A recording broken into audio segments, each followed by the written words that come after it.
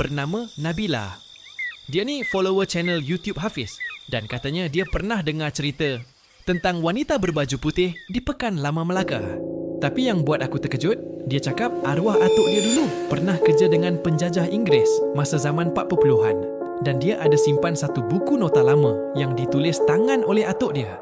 Katanya buku tu ada catatan pelik yang mungkin berkaitan dengan entiti tu. Aku pun setuju jumpa Nabila.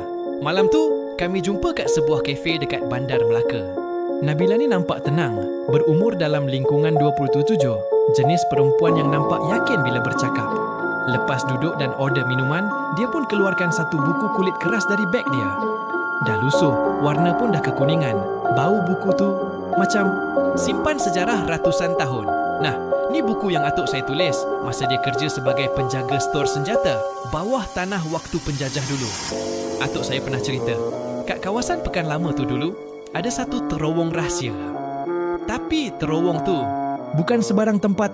Naik katanya perlahan sambil buka satu muka surat yang penuh tulisan tangan. Aku baca. Tulisannya agak sukar dibaca, tapi aku perasan satu nama yang berulang banyak kali. Putri Mariana. Dalam catatan tu, atuk dia tulis yang ramai askar dan pekerja masa tu mula hilang seorang demi seorang. Ada yang jumpa mayat tergantung kat dalam terowong.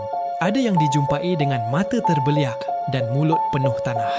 Dan semuanya dikaitkan dengan seorang wanita misteri berpakaian putih yang muncul pada waktu-waktu tertentu, terutamanya selepas tengah malam dan hanya pada bulan penuh. Nabila pandang aku. Saya tahu awak mungkin fikir ni semua cerita lama. Tapi atuk saya, dia hilang juga. Lepas malam dia tulis nota terakhir ni. Dan polis tak pernah jumpa mayat dia. Masa tu, aku rasa bulu roma naik semua. Hafiz yang duduk sebelah aku tiba-tiba bersuara. Dia sebut nama aku dalam mimpi aku, Putri Mariana. Suara dia lembut tapi menyeramkan. Kami bertiga senyap. Aku dan Nabila berpandangan.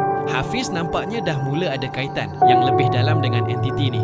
Kami buat keputusan untuk patah balik ke Pekan Lama Melaka malam tu juga.